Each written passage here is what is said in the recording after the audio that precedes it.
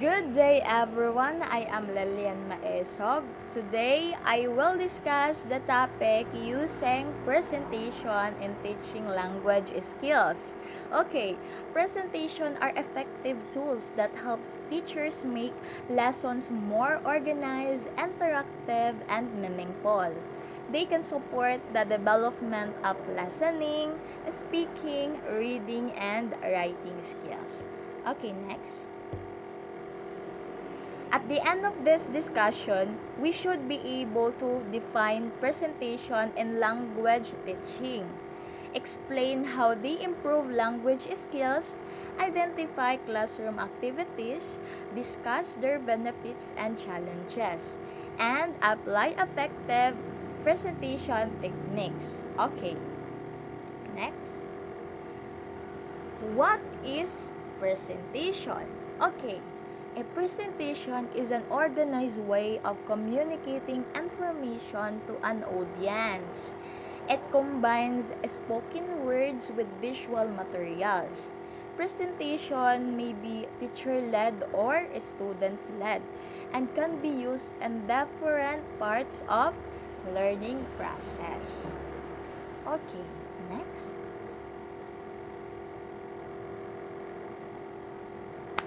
The four language skills. The four language skills are listening, speaking, reading, and writing. Okay, these skills work together, and presentation can help learner improve all four skills at the same time. Okay, next. Why use presentation? Teacher use presentation because they make learner more interesting and interactive. Presentation helps students understand lessons better through visual aids and spoken explanation. Okay. Next, listening activity. 5W 1H. Okay, presentation helps students improve learning skills because they listen carefully to spoken information and while using visual clues from slide, videos, or picture. Okay, next. Presentation for listening. One listening activity is the 5W and 1H. Strategy, student listen to information and answer important questions to better understanding the message. Okay, next. Presentation for speaking. Presentation helps students improve speaking because they express ideas orally, practice pronunciation, and build confidence. Okay, 9. Speaking activities by community.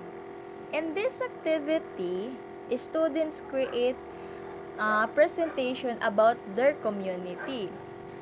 They explain places, people, activities while classmates ask questions. Right? Next, presentation for reading. Presentation also improve reading skills by helping students analyze their text and understand information with the support of visual. Okay, next. Reading activity text to summary. This activity trains students to identify main ideas and summarize information clearly. Okay, next. Presentation for writing. Presentation improve writing because students learn how to organize ideas, write clearly, and revise their work. teaching vocabulary. So from this, presentation helps students learn new vocabulary through pictures, examples, and interactive activities. Teaching grammar. So, teaching grammar make lessons clearer by showing example, giving students opportunities to practice. Right? Fifth, okay. Using visual effectively. Visual are very important because they support understanding and make presentation more interesting. Next. Okay.